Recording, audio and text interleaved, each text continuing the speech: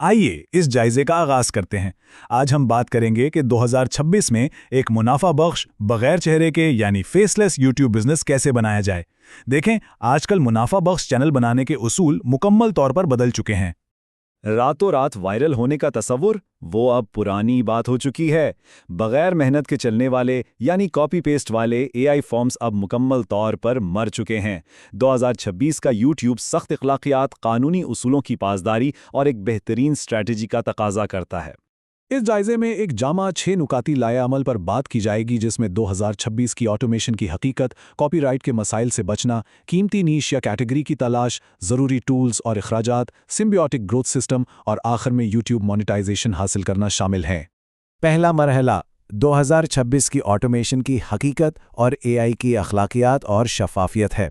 इस बुनियादी तब्दीली में सबसे अहम बात यह है कि टेक्नोलॉजी को इंसानी तख्लीकी सलाहियतों को बढ़ाने के लिए इस्तेमाल किया जाना चाहिए, ना कि इंसान को मुकम्मल तौर पर रिप्लेस करने के लिए।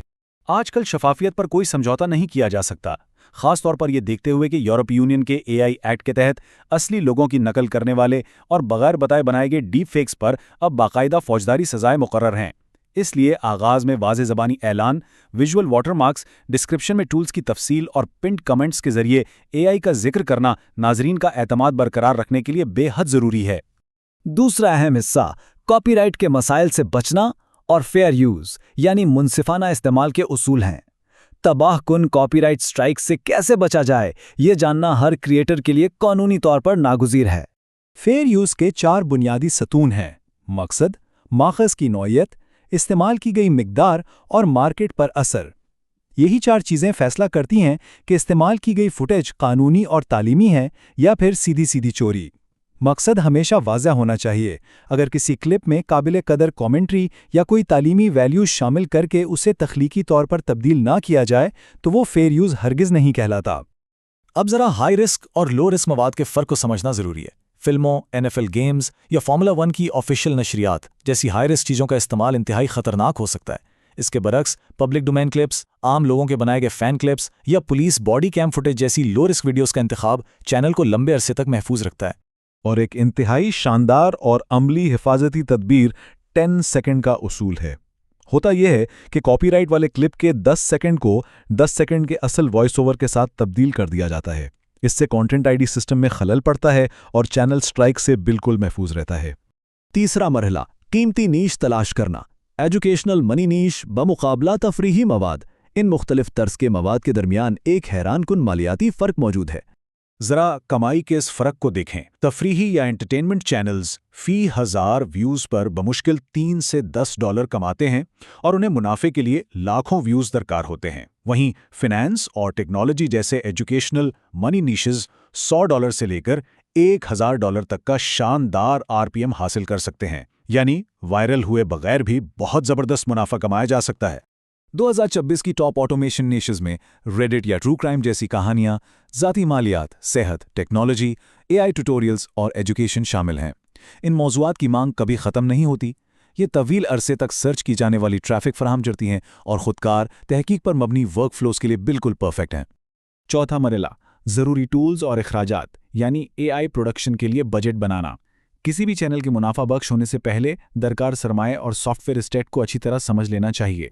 अगर टूल्स पर नज़र डाली जाए तो इन वीडियो और पिक्चरी जैसे वीडियो जनरेटर्स पर $20 से $40, 11 लैब्स और मर्फ एआई जैसे वॉइस ओवर टूल्स पर $5 से $25 और कैनवा प्रो जैसे थंबनेल डिज़ाइन टूल्स पर $13 से $15 खर्च होते हैं। इन बेहतरीन टूल्स का एक साथ इस्तेमाल माहाना अखराजात को हैरानकुन हद तक कम रखता है। यानी कुल मिलाकर सिर्फ $50 माहाना। जी हाँ, एक खुदकार एआई सेटअप के लिए ये इंतहाई कम से कम माहाना लागत है। महंगी एजेंसियों के हज़ारों डॉलर के मुकाबले में इस बजट ने गेम को सबके लिए कितना आसान बना दिया है ना?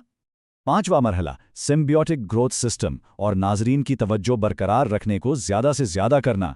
एक बार जब मवाद तैयार हो जाता है तो जदीद चैनल्स एल्गोरिथम को मुतहर्रिक करने के लिए एक ख़ास फनलिंग स्ट्रैटेजी का इस्तेमाल करते हैं। इस सब में सबसे अहम चीज़ सेशन टाइम है। ये वो कुल वक्त है जो कोई भी देखने वाला किसी इब्तिदाई वीडियो पर क्लिक करने के बाद प्लेटफॉर्म पर गुजारता है। यूट्यूब का एल्गोरिदम किसी भी दूसरी चीज़ से ज़्यादा सेशन टाइम को इनाम देता है। اور در حقیقت یہی چینل کی تیز ترین ترقی کا سب سے بڑا راز ہے۔ تو یہ سسٹم کام کیسے کرتا ہے؟ بہت سادہ ہے۔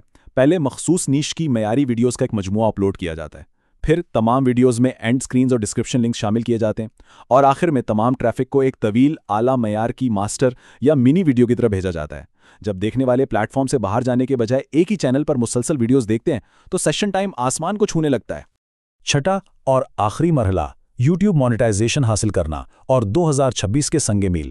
آئیے ان مخصوص اہداف پر نظر ڈالتے ہیں جو پلیٹ فارم پر کمائی کی حتمی منزل تک پہنچنے کے لیے درکار ہیں۔ مونیٹائزیشن کے 2 واضح درجات ہیں۔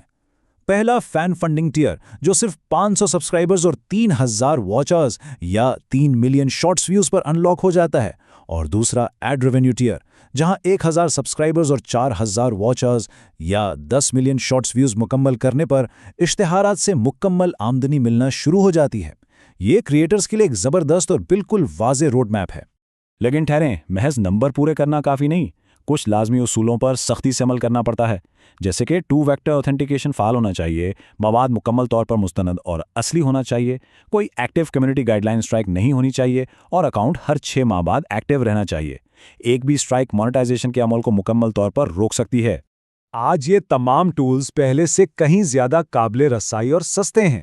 اب اصل فرق صرف بہترین حکمت عملی، اخلاقی AI کے استعمال اور کوالٹی کے عزم پر منحصر ہے۔ تو حتمی سوال یہ پیدا ہوتا ہے، کیا کوئی نیا چینل محض وقتی فائدے کے لیے ایک سست کانٹینٹ فارم بنے گا، یا پھر ایک پائیدار، مستند اور انتہائی منظم اخلاقی بزنس؟